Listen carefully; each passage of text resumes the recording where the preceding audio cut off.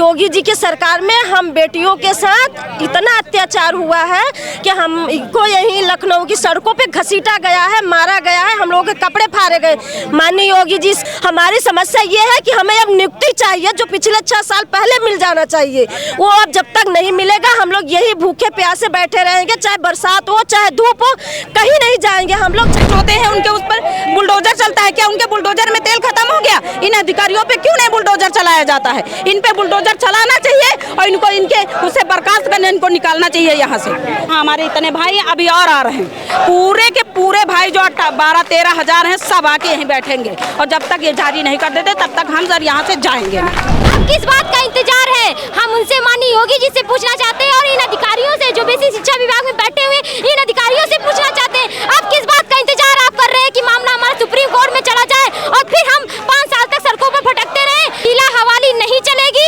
अब हम यहाँ से तभी उठेंगे जब हमारी या तो नियुक्ति की शेड्यूल जारी कर दीजिएगा, हमें हमारे विद्यालय पहुँचा दिया जाएगा, और नहीं तो यहाँ से हम बहन बेटियों की साथ साथ हमारे जितने भी भाई लोग हैं सबकी यहाँ से लाश जाएगी, तभी हम यहाँ से उठेंगे।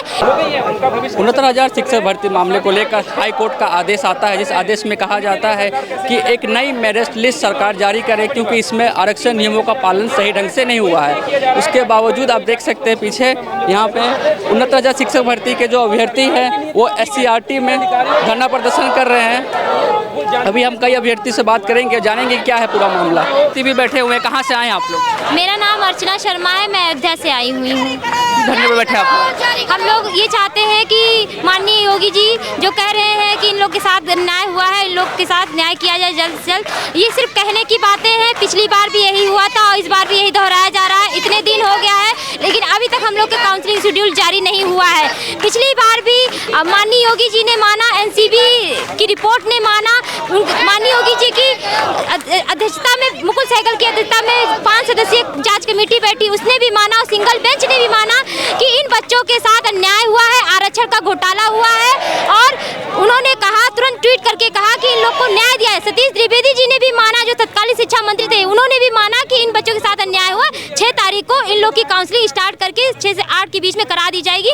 तब से लेकर सर आज तक हम लोग सड़कों पर दर भटक रहे हैं। हर नेता मंत्री के यहाँ जाते हैं, संघर्ष कर रहे हैं, मारा जाता है, बहन बेटियों के कपड़े फाड़े जाते हैं, उनको सड़कों पे घसीटा जाता है, जातिगत रूप से हमको गालियां दी जाती हैं। इतना अत्याचार होने के बावजूद अब माननीय न्यायालय ने जब मान लिया है कि वाकई में हम लोग के साथ आरक्षण का घोटाला हुआ है, इन बच्चों को न्याय तुरंत दिया जाए, तो अब किस बात का इंतजार है? हम उनसे माननीय योगी जी से पूछना चाहते हैं और इन अधिकारियों से जो बेसिक शिक्षा विभाग में बैठे हुए इन अधिकारियों से पूछना चाहते हैं, अब किस बात का इंतजार आप कर रहे हैं कि मामला हमारा सुप्रीम कोर्ट में चला जाए और फिर हम 5 साल तक सड़कों पर भटकते रहे? अब ये हीला हवाली नहीं चलेगी। अब हम यहाँ से तभी उठेंगे जब हमारी या तो नियुक्ति की शेड्यूल जारी कर दीजिएगा, हमें हमारे विद्यालय पहुँचा दिया जाएगा, और नहीं तो यहाँ से हम बहन बेटियों की साथ साथ हमारे जितने भी भाई लोग हैं सबकी यहाँ से लाश जाएगी, तभी हम यहाँ से उठेंगे। इसलिए हम माननीय योगी जी से हाथ जोड़ के विनती करते हैं कि हमारा काउंसलिंग शेड्यूल जारी कर दिया जाए, नहीं तो यहाँ से सिर्फ लाशों की बौछार होगी और इसका परिणाम सिर्फ आपको भुगतना पड़ेगा। जब तक नियुक्ति नहीं होगी तब तक आप लोग ऐसे प्रदर्शन करेंगे? हम लोग यहाँ निरंतर दिन रात भूखे प्यासे चाहे जैसे रहना पड़े, अब यहाँ से हम नियुक्ति पत्र लेकर जाएंगे, क्योंकि अब सारी हद पार हो चुकी है। माननीय योगी जी ने सिर्फ पिछड़े दलित होने का फायदा उठाया है। आज हम बच्चे पिछड़े दलित ना होते तो आज जो हमारी सीटों पे बैठ के वहाँ पर नौकरी कर रहे हैं और यहाँ तक कि हमारी तनख्वाह खा रहे हैं, और हम बहन बेटियाँ लोगों की गालियाँ खा रहे हैं। घर से निकलते हैं, पास पड़ोस के लोग, समाज के लोग गाली देते हैं कि अपने मन की है, कहाँ जाती हैं, नौकरी के लिए जाती है, कुछ और करती हैं, और साथ ही साथ अब इनकी शादी कर देनी चाहिए। बहुत सारी तमाम ऐसी प्रताड़नाएं जो हम लोग बहन बेटियां झेल रहे हैं, और यहाँ तक कि सरकार की भी गालियां झेल रहे हैं, और सरकार की जो यहाँ मनमानी चल रही है, अत्याचार चल रहा है, बहनों के कपड़े फाड़े जा रहे हैं, प्रताड़ना दी जा रही है, हमको गालियां दी जा रही है, वो भी झेल चुके हैं। अब हमारे संघर्ष की समय सीमा पार हो चुकी है, हर हद पार हो चुकी है। अब हम सिर्फ वहाँ से तभी उठेंगे जब हमारा नियुक्ति पत्र जारी कर देंगे और हमको हमारे हाथ में देकर हमें हमारे विद्यालय पहुँचा देंगे, और अन्यथा हमारे यहाँ से लाश जाएगी। इसके अलावा हम यहाँ से नहीं उठने वाले। जिस अधिकारियों के काम की वजह से आप लोग को धरने पर बैठना पड़ रहा है, उन अधिकारियों के खिलाफ किस तरह की कार्रवाई की मांग करते हैं आप लोग?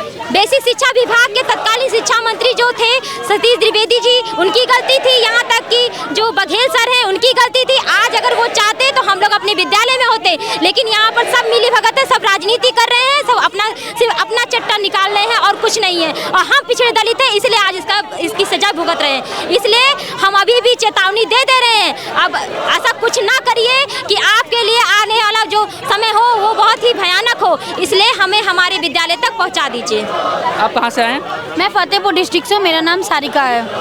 फतेहपुर से आप आए हैं जी। फिर आप लोग लगभग 4 साल 5 साल आप लोग को धरने पर बैठना पड़ा, उसके बाद हाई कोर्ट का आदेश आपके हक में आया, उसके बावजूद आप लोग को वापस धरने पर बैठना पड़ा। अरे ये सरकार ऐसी कहती कुछ है, बस कहना तो बहुत आसान होता है, लेकिन उसको धरातल पे करना बहुत कठिन होता है। उन्होंने पहले भी यही चीज़ें कही थी कि उनको इनके साथ अन्याय हुआ है, अन्याय हुआ, लेकिन ये कहते हैं, लेकिन ये जो यहाँ पे हमारे शिक्षा विभाग में बैठे अधिकारी हिला हवाली करके ये काम पीछे कर देते हैं। इसलिए हम चाहते हैं इन लोगों से कि हमारा काउंसलिंग शेड्यूल जारी करके हमें स्कूलों में पहुँचाया जाए, बस हमारी यही मांग है बस। और तब तक हम यहाँ से उठ के नहीं जाएंगे जब तक कि हम लोगों का काउंसलिंग शेड्यूल यहाँ जारी नहीं कर देंगे, चाहे मर जाए, चाहे भूखे प्यासे जो भी हो। अगर कुछ होता है तो यहाँ की इस उत्तर प्रदेश सरकार इसके जिम्मेदार होगी। जी, मैं अनु पटेल मिर्जापुर से, जहाँ से मैं अनुप्रिया जी सांसद हैं, हम वहीं से आए हैं। और मिर्जापुर कितना पिछड़ा इलाका है ये तो आप लोगों को पता ही होगा। उस प्रदेश से, उस डिस्ट्रिक्ट से हम पढ़ के यहाँ तक आए। हमारे माँ बाप इसलिए नहीं पढ़ाए कि हम पिछले 6 साल से लखनऊ की सड़कों पे धरना दे, घसीटे जाएं और हमारे कपड़े फाड़े जाएं। लेकिन माननीय योगी जी की सरकार में हम बेटियों के साथ इतना अत्याचार हुआ है कि हमको यहीं लखनऊ की सड़कों पे घसीटा गया है, मारा गया है, हम लोगों के कपड़े फाड़े गए। माननीय योगी जी स्कीम लाते हैं, बेटी पढ़ाओ बेटी बचाओ, क्या हम प्रदेश की बेटियां नहीं हैं? हमारे साथ इतना अत्याचार बर्बरता की जा रही है, हमारी क्या गलती है? ये गलती कि हम पिछड़े दलित समाज से आते हैं, ये गलती है। इसलिए हमारा हक सवर्णों को दे दिया जाता है। अब जब डबल बेंच का आर्डर आ गया है, फिर भी ये अधिकारी माननीय योगी जी ने बैठक किया और आदेश दिया, उसके बाद भी काउंसलिंग शेड्यूल जारी नहीं करते हैं। आखिर ये अधिकारी क्या मुख्यमंत्री से ऊपर हो गए हैं? माननीय हाई कोर्ट से ऊपर हो गए हैं? इन अधिकारियों को तो जेल होना चाहिए, इनके घरों पे बुलडोजर चलना चाहिए। जिसलिए माननीय योगी जी जाने जाते हैं बुलडोजर चलाने के लिए, तब इन अधिकारियों पे बुलडोजर क्यों नहीं चला रहे और हमारे साथ न्याय क्यों नहीं हो रहा? पिछले 6 साल से हम लोग क्यों घसीटे जा रहे हैं? यहाँ लखनऊ में ऐसे कोई मंत्री विधायक नेता नहीं रहे होंगे जिनके आवास पे हम लोग न गए हो और वहाँ से हम लोगों को उठा उठा के न फेंका गया हो, हमारे कपड़े न फाड़े गए हो और हमें इको गार्डन में न ढकेल दिया गया। क्या गलती है हमारी? पिछड़े समाज से आते हैं, ये गलती है हमारी कि हमारा हक सवर्णों को दे दिया गया है। उनके लिए अब तो आदेश भी है, उनके लिए पॉलिसी बनाए, 142 का प्रयोग करे, कुछ भी करे, वो हमारी समस्या नहीं है, सरकार की समस्या है। हमारी समस्या ये है कि हमें अब नियुक्ति चाहिए जो पिछले 6 साल पहले मिल जाना चाहिए। वो अब जब तक नहीं मिलेगा हम लोग यही भूखे प्यासे बैठे रहेंगे, चाहे बरसात हो चाहे धूप हो, कहीं नहीं जाएंगे हम लोग जब तक काउंसलिंग शेड्यूल नहीं जारी करेंगे, हमें विद्यालय में नहीं पहुंचाएंगे। जब आप लोग ये प्रदर्शन कर रहे थे इको गार्डन में, लगातार आप लोग का प्रदर्शन चला, धूप हो बारिश हो, सब मौसम में आप लोगों ने प्रदर्शन किया। उस समय कोई नेता ने आपका सुध नहीं लिया, आपकी जो आंदोलन था, आपकी जो बात थी उसको। लेकिन जब हाईकोर्ट का आदेश आ गया उसके बाद सब ट्वीट कर रहे हैं। बिल्कुल, तब तो सब हम लोग ये बोलते थे कि ये विपक्ष के एजेंट है, आके धरना दे रहे हैं। हम लोग को विपक्षी घोषित कर दिए थे। हम लोग विपक्ष कहाँ से नजर आते हैं? क्या हम लोग यहाँ राजनीति करने हैं? राजनीति तो ये पिछड़े दलित समाज के नेता जो कर रहे हैं, जो आज केशव प्रसाद मौर्य ट्वीट कर रहे हैं, अनुप्रिया कर रही है, अखिलेश कर रहे हैं, ये सब कर रहे हैं।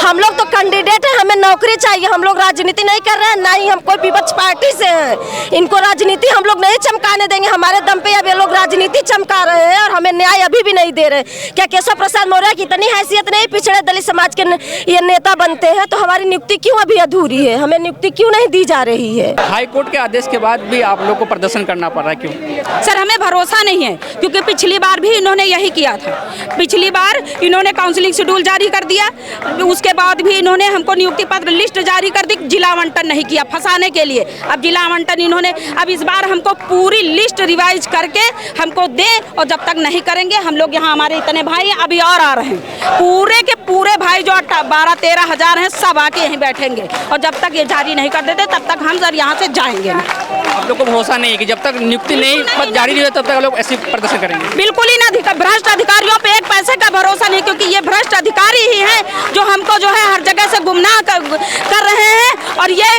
कभी भी हम लोगों के पक्ष में नहीं थे और ना हैं। हम इसीलिए कहते हैं योगी बाबा से कि हमारा जो है काउंसलिंग शेड्यूल जारी करवाएं, हमको विद्यालय भेजें, हमको नियुक्ति पत्र दें और कुछ नहीं जानते बस। जिन अधिकारियों के चलते आप लोगों को लंबा संघर्ष करना पड़ा पिछले 5 वर्ष में भी और अभी भी, तो उन अधिकारियों के खिलाफ आपकी क्या मांग है, किस तरह कार्रवाई होनी चाहिए? हम सर ये कहते हैं कि बाबा जी कहते हैं जैसे कि हमारे जो है कि उनके जो भी भ्रष्ट होते हैं उनके उस पर बुलडोजर चलता है, क्या उनके बुलडोजर में तेल खत्म हो गया? इन अधिकारियों पे क्यों नहीं बुलडोजर चलाया जाता है? इन पे बुलडोजर चलाना चाहिए और इनको इनके उससे बर्खास्त करने, इनको निकालना चाहिए यहाँ से। जो यहाँ भ्रष्ट अधिकारी बैठे 4 साल से, इनके पास कोई डाटा नहीं है। जो जितने भी गैर कानूनी तरह से नियुक्ति दी गई उनका डाटा नहीं है इनके पास। क्यों नहीं है? ये केवल हमको सड़कों पर घूमने देना चाहते हैं। क्यों? क्योंकि हम पिछड़े दलित हैं। अब पिछड़ा दलित जाग चुका है, अब एक नहीं सुनेगा, हमको संनियुक्ति पत्र चाहिए बस। मैम आप कहाँ से आए? मेरठ से आए हैं। मेरठ से आए? हाँ जी। फिर आप लोग को आज प्रदर्शन करने के लिए क्यों मजबूर होना पड़ रहा है? 5 साल हो गए, 5 साल हो गए, बार बार यही होता है। हमें आश्वासन दिया जाता है, कभी भी ये अपने बातों पे खरा नहीं उतरते, तो हमें बार बार यहाँ पे आना पड़ता है और धरना करना पड़ता है। बार बार आप लोग को धरना करना पड़ता है, लेकिन अब तक आप लोग की नियुक्ति नहीं, हाई कोर्ट का आदेश आ गया है इस पर, फिर भी आप लोग को मतलब सरकार पर विश्वास नहीं है कि? ऐसा पिछली बार भी हुआ हमारे साथ कि हमें काउंसलिंग शेड्यूल वगैरह सब योगी बाबा ने कहा था कि सब कुछ 2-4 दिन के अंदर इनको दे दिया जाएगा, लेकिन उसके बाद भी हमें नियुक्ति नहीं मिली। तो अब हमें ऐसा लगता है कि नियुक्ति पत्र मिलने के बाद ही हमें आश्वासन मिलेगा। अब तो बिल्कुल भी उम्मीद नहीं है योगी बाबा से, बस ये है कि नियुक्ति पत्र दो तभी विश्वास आएगा। जब तक काउंसिल शेड्यूल जारी नहीं हो जाता और जब तक नियुक्ति नहीं मिल जाती तब तक आपको विश्वास नहीं है? हमें बिल्कुल भी विश्वास नहीं है। पहले हमें नियुक्ति पत्र दो तभी हमें विश्वास होगा बाबा की बातों पर। जिन अधिकारियों के चलते आप लोग को लगातार लंबा संघर्ष करना पड़ा और आज भी आप लोग को यहाँ पे प्रदर्शन करना पड़ रहा है, उन अधिकारियों के खिलाफ किस तरह की कार्रवाई की मांग आप कर रहे हैं?